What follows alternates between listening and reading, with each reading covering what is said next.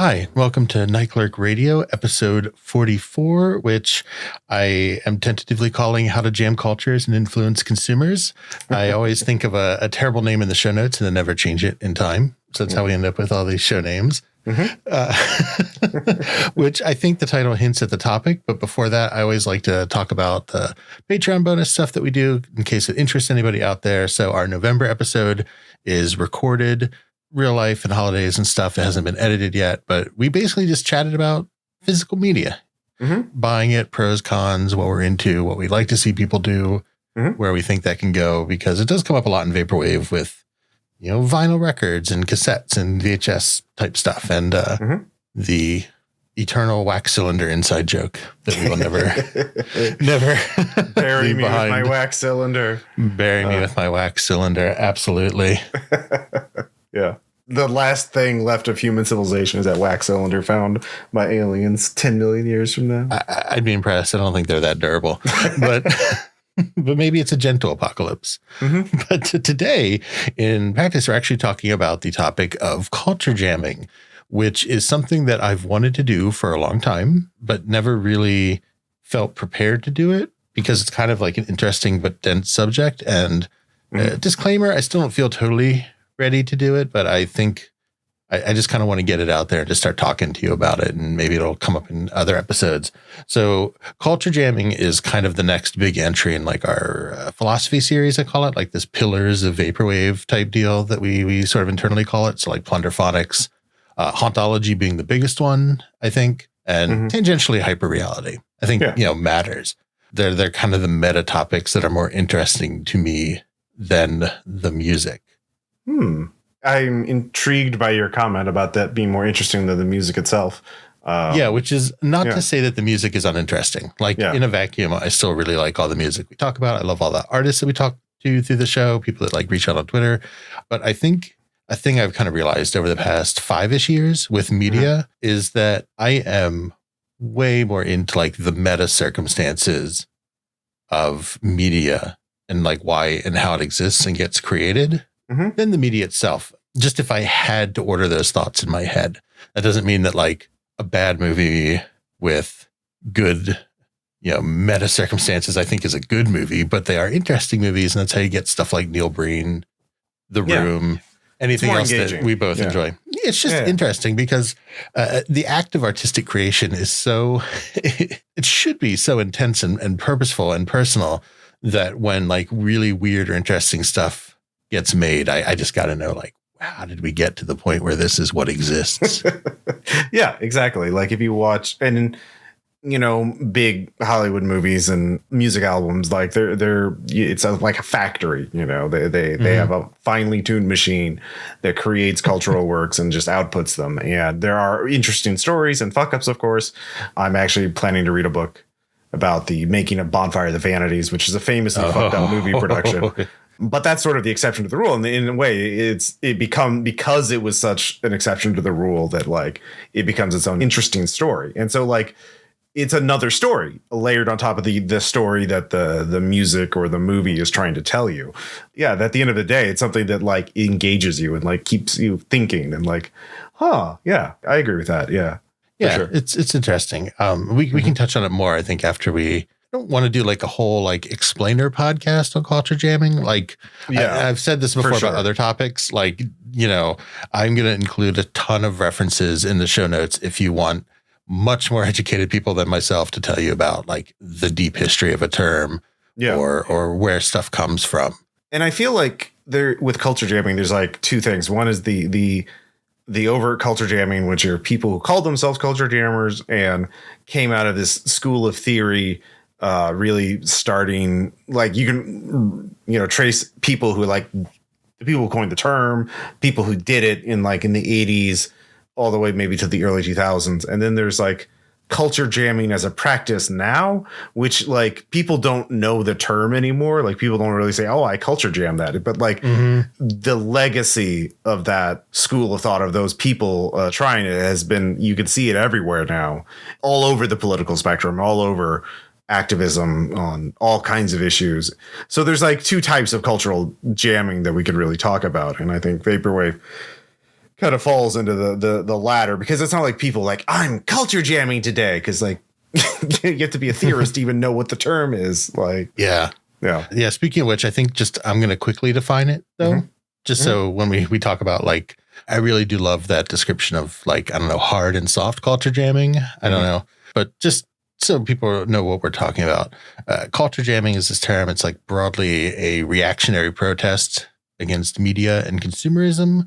I think one of the reasons maybe it's hard to talk about is that it's actually a very wide range of what do you consider culture jamming. It could be anything from like, do you Photoshop logos of companies to make fun of them? I think the key thing here is activism. Like it's an overt political statement against media culture. I think that's the main thing, is to protest in some way, to take a stand against what advertisers in particular, but not limited to, but like primarily advertisers, but corporate media. Exactly. And I think largely also protesting the media on its own terms is kind of how I wrote it, like using media's channels to attack itself, because anything external it can just ignore. Like that's the benefit of mass media, is it doesn't have to respond to stuff outside of its sphere. But I do think intent is really what matters, because I just made the offhanded remark of photoshopping logos, right? Which some people do as like a statement, especially after, to date this episode, Facebook rebranded as Meta. There's a lot of people like making fun of like the Meta logo and stuff. But that doesn't mean that everybody who is in like, like Spubby, you know that? So there's the subreddit Spubby. I don't know how you're supposed to say it, where like so many years ago, someone photoshopped the Subway logo. So it's like Sububby eat free. So it's like a whole subreddit of people turning logos into other things. But the bulk of it's just like, I put two culture icons together. There's no intent, right? So that's an example of an action I described, photoshopping logos, that is not culture jamming. Yeah, like changing McDonald's to McNaldo's. I like the it.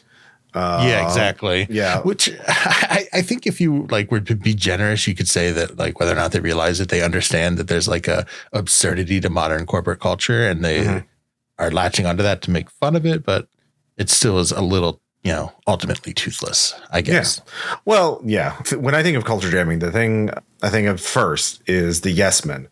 The Yes Men were operated in like the 90s and early 2000s. They're very active. There's a documentary I saw about them from like around 2005, I want to say. And what they would do is, there were people who had media skills and they understood how the media work. So they would prank mainstream media by like saying, oh, hey, we're Exxon, we're going to have a press release at this time at this location. They'd show up in suits and be like, yeah, we're sorry about climate change. We're going to give away 100% of our profits to fix it.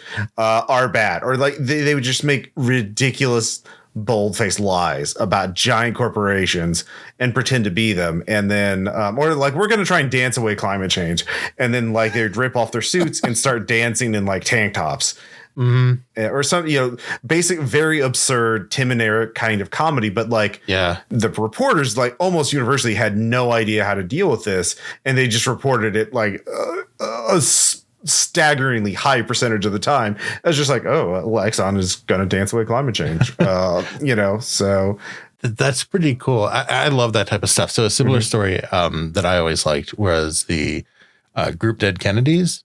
They were supposed to play a show. They're like a punk band, and they were supposed to play their big hit, California Uber Alles and all this stuff. They came out and had like S's painted on their shirts. And then he's like, oh, no, wait, we're no longer a punk rock band. We're a new wave band. We got to wear ties now. And they all put on ties. So the tie makes like a $sign once it's draped over the S. And then they play like a completely different song about being like a dumb rock star. Like, this is my like dick big enough for you to make me a star and all this stuff like at the show.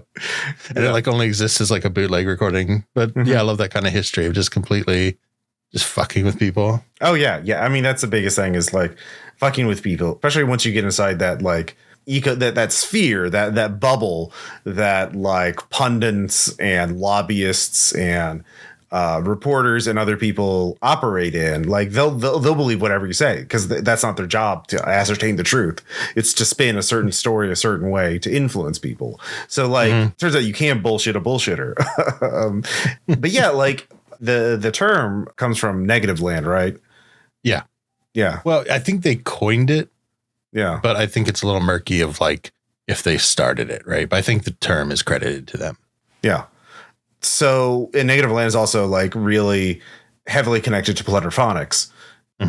And so I think both these sort of actions like have their roots in this idea of like taking the culture that is fed to us, that is shown to us, and then taking sort of an active ownership in it, of being able to like remix, reuse, and repurpose it in ways that make sense to us, to like protest all this bullshit that Exxon is doing, or like that the record label's trying to push on this punk band, you know, and make a statement because, you know, what else can you do at this point? So it's sort of a different fruit from the same like train of thought, I guess. I don't know. That's a mixed metaphor, but you know, you get the idea, I think. The supply line of ideas has delivered us. There we go. Yeah, Burke, you saved it. Now, the thing is, I'm not like a media history expert, but it seems like prior to the 80s, prior to this sort of movement of culture jamming, this really wasn't like a widespread idea that you could just do this. You just go out and protest against it. But you read more about this than I did, I think. Not a whole lot, but I think there's like a little bit, depending on how loose you want to be with the term, of like groups in Europe that were like pushing back against like the quote modern way of life, which is largely growing to be like post-war consumerism.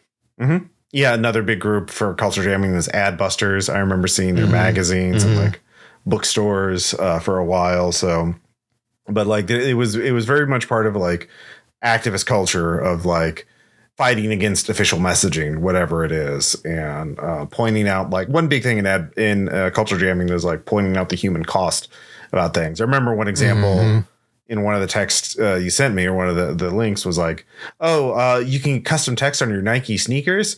I want to put this was made in a sweatshop. Oh, you can't?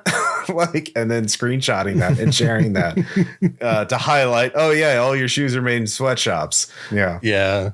Which I think we'll use this to segue into like kind of the next thing of modern culture jamming is kind of like that meme as culture jamming. Because there's one that I always quote that's like a tweet that was, oh, I realize I forgot paper towels at the store. I say to myself as I fire up Amazon, press a button and start a long human slave train of pain to get them here by tomorrow. Oh, no. So, yeah, I think this kind of raising awareness of the idea that things are fucked and you're being exploited has only grown more popular over the years. Now, of course, other extremist groups or activist groups on the other side of the political spectrum are using these same kind of techniques to varying effects. We won't get too much into that because I think the main thing is obviously because of this podcast is like, how does this relate to vaporwave and haunted music? The biggest thing to me is the use of commercial imagery and sounds in vaporwave. So like going back to plunderphonics, you know, the first thing that comes to mind to me is Saint Pepsi, using the was it McDonald's late at night, the moon guy. Oh, I know what you're talking about. Yeah. And I can see it so clearly in my head, but I forget the character's name. But yeah, the like late night McDonald's ads. Yeah, the song is Enjoy Yourself. His just name is Mac Tonight. Mac Tonight and me. It's really interesting because, you know, it's what Vaporwave does is take like older commercial imagery and music and repurpose it into music. And that's, to me, emphasizing the, you know, the banality and artificiality of like commercials at all. Again, kind of, you know, expressing some dissatisfaction with advertising as a whole, as a practice. No, I agree. I think that's like the big thing that I wanted to talk about is this topic of like, you know, is vaporwave culture jamming? Okay. Yeah. And whether or not it is, can you even do that anymore? Like, is culture jamming like an actual way of fighting back anymore? Is it? I don't know. Yeah, those are two really interesting questions. So in terms of is vaporwave culture jamming? I think in some cases it can be, because it's sort of focusing on the alienation of consumerist culture, you know, like, you know, we always talk about the anxiety and comfort dichotomy of vaporwave, and like emphasizing the commercial aspects of it sort of emphasizes the alienation, the anxiety, at least to me. I mean, like when that archive of Kmart music from 1992 was like discovered and uploaded to archive.org, like that spawned probably dozens of albums. Vectroid just put out a big mix of it on our Patreon, which I have yet to get, although I will probably indulge myself sooner or later in that. Hell yeah. But like, yeah, so I don't know if it's like, it's at least adjacent to culture jamming, but it's not like overt activism. It's not overt protest. Yeah, that was sort of where I was leaning to, in that, you know, like we talked about earlier, the intent kind of has to be there. And I think a lot of vaporwave as criticism of things tends to be like post facto. Somebody tell me if I'm using my Latins wrong, but like, because a lot of these things you kind of read into after the fact, and for some artists it may be true, and for others it may not. Like they may have just been like the Kmart stuff was a cool collection of weird samples. I'm going to make weird music with it, versus like, oh, wow, this is a great opportunity to highlight the banality of mass consumerism. I think that's in like highlighting the banality of consumerism sort of inherent. This is part of the appeal of vaporwave. So I don't think you're going to be like a vaporwave fan if that's not a message that will resonate with you, at least to some degree.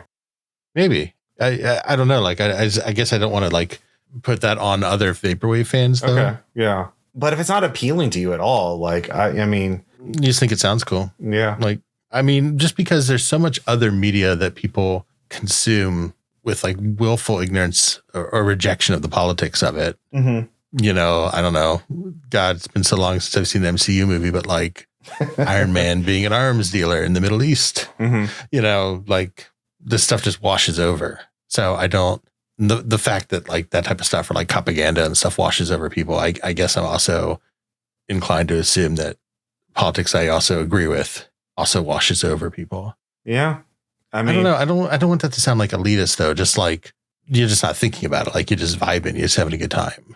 Yeah, that's true. But I think, yeah, I mean, I can't make too broad a generalization of it. But I think, I mean, to me, it's sort of one of the features, one of the virtues of vaporwave. But same, 100%. There's a reason I always talk about Mossoft, and we don't talk about it as much. But like, I also really like the episode we did on corporate wave. You know, kind of mocking the idea of jobs and that like other half of the consumerism cycle. Yeah. I think vaporwave sort of falls into this category of a lot of politically aware art. I think it, as a category, I think vaporwave is politically aware, at least. Okay. I don't think it's definitely not trying to exist in a vacuum. It is like, there is a historical context for this music.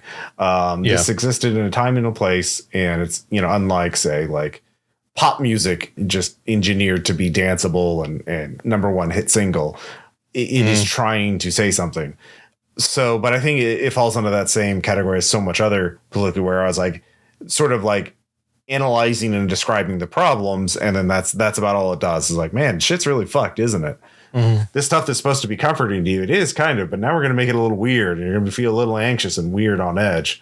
Maybe in a good way, but like, it's going to get like, it's a little uncomfortable, isn't it? We're really dissonant. We're really pitch shifting these vocals. It's like things are breaking down. Like the machine isn't working the way it's supposed to work, or the way you were told it was supposed to work. I wonder what that says. Anyway. I wonder who that sign's for.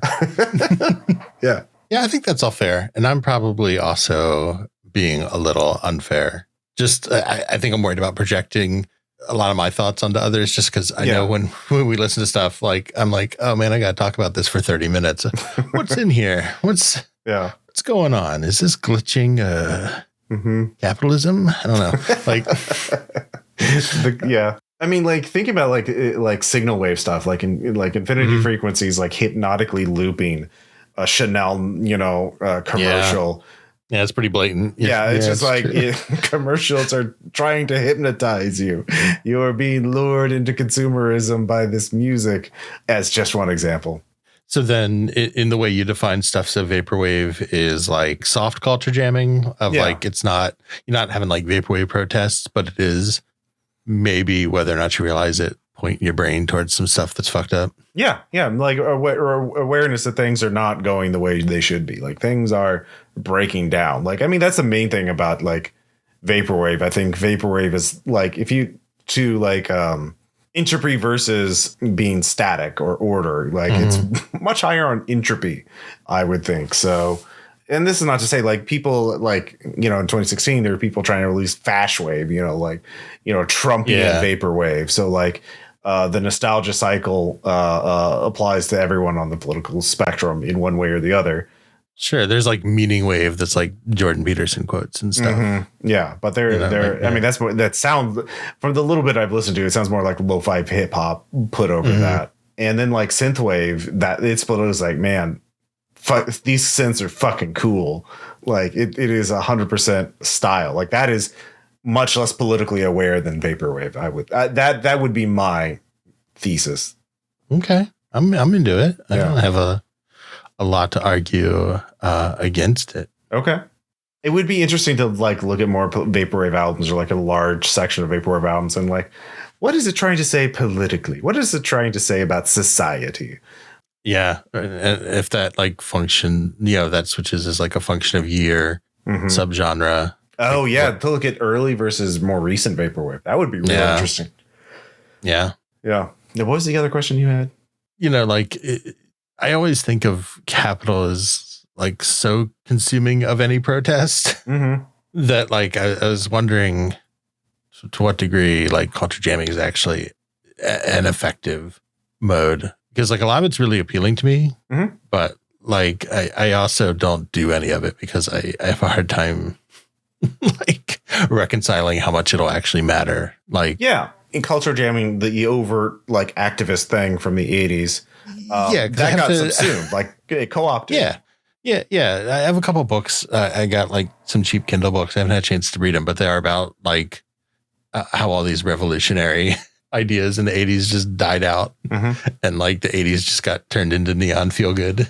Like just everyone just forgot everything about them. I think one of the things that like culture jamming pioneered was the idea of the flash mob, and then like the flash mob became something that people would use. Samsung would use to sell phones.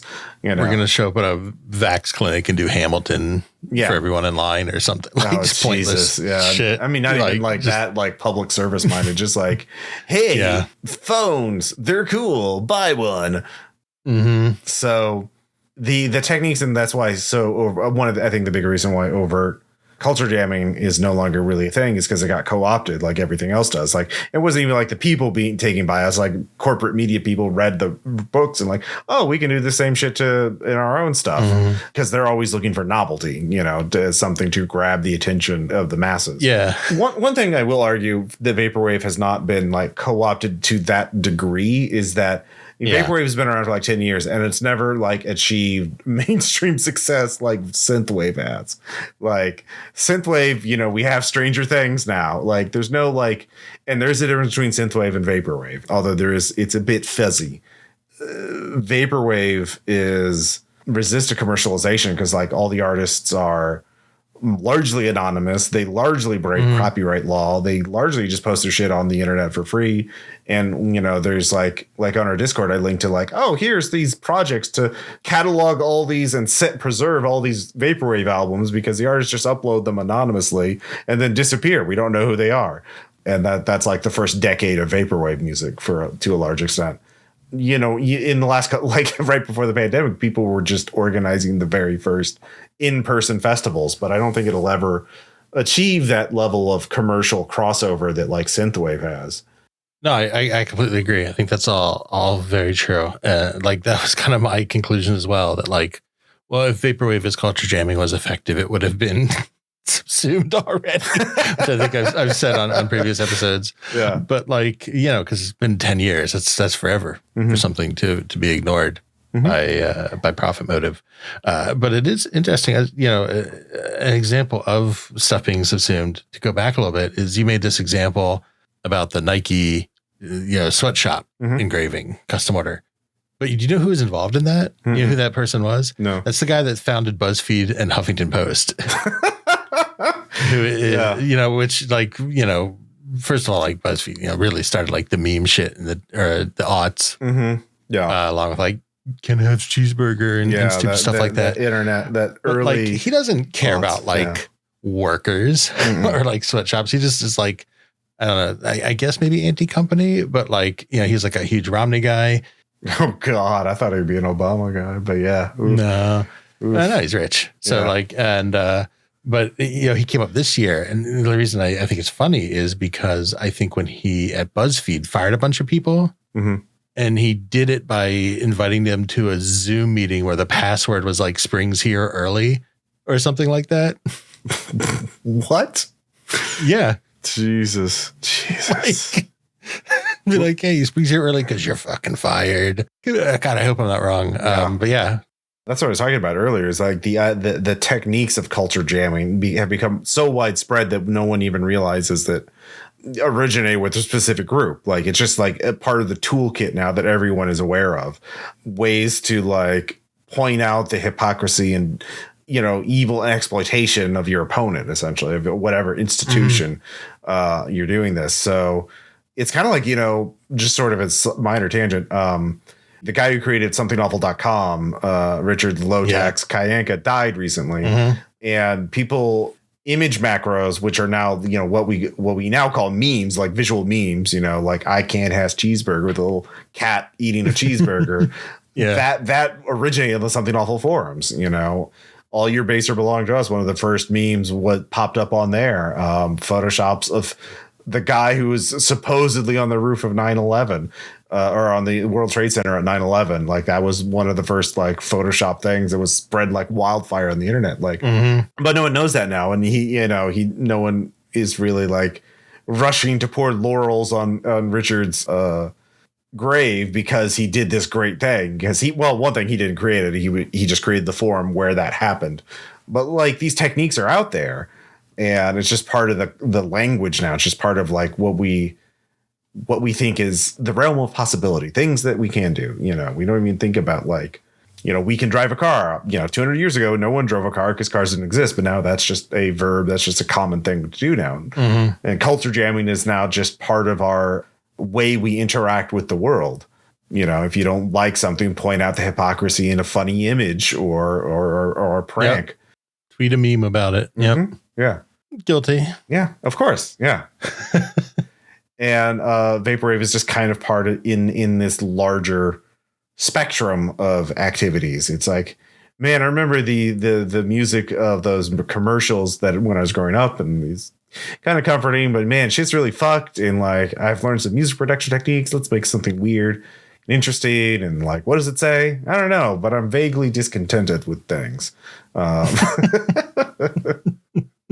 Oh man. See, so now I'm thinking about like, if culture jamming continues to exist and continues to evolve, as it probably will in both cases. Now I'm trying to think about like wild future culture jamming. Like if some metaverse, AR, VR, Ready Player One type shit becomes real. If that kind of like, metaverse shit happens, like I think we'll see a new resurgence in culture jamming as people hack and hijack avatars to, again, do like what the Yes Men did, but like in virtual things. And like identity becomes ever and ever more fluid, from like our online personas to our in-person personas to the anonymity of the crowd. We're going to see a lot of wild shit. It's going to be fucking weird, man. Oh man. I'm both do and don't hope I'm around to see it. Well, it'll probably happen sooner than you think. But don't worry, we have Vaporwave to listen to at least.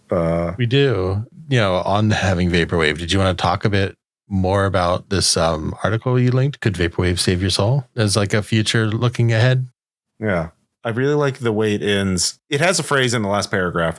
I'll just read the sentence. Vaporwave is to mean anything beyond its intentionally empty aesthetics. Yes, consumer culture. Yeah. It must be recognized in the personal value of its musical graffiti. There's a good reason why it wasn't taken seriously, presents itself as a joke, and cares very little for its life after creation.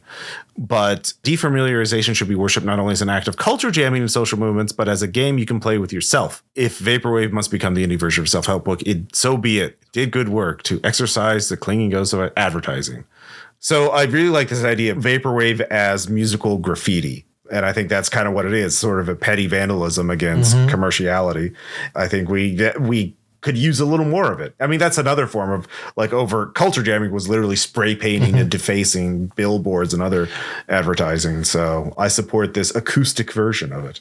I do too, totally. And because that was also the original intent of plunderphonics, was to like be really overt pop culture graffiti, right? To like take Michael Jackson's music in the 80s at peak Michael Jackson and mangle it and mock him and just point out, you know, just completely vandalize this culture icon.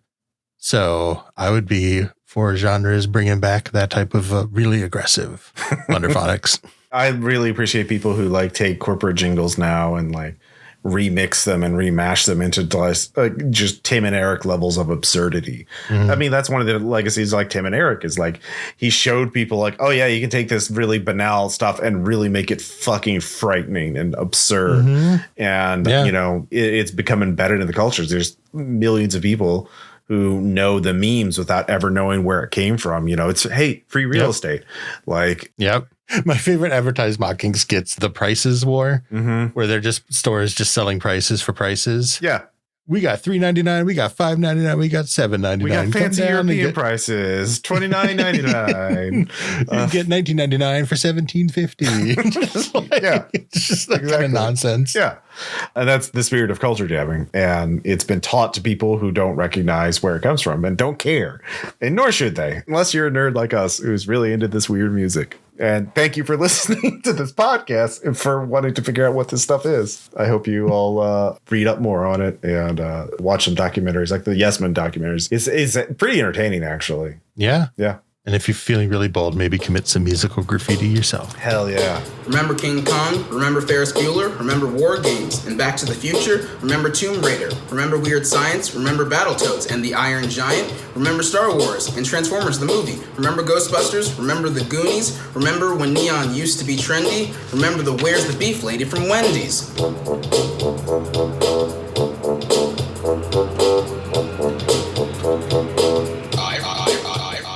So thanks so much for listening. I was admittedly pretty worried about this conversation just because I didn't know if I had much to say about it, like most things. So thank you to Ross for always bringing a good discussion and good points. And yeah, if you're out there on the Discord or Twitter, let us know.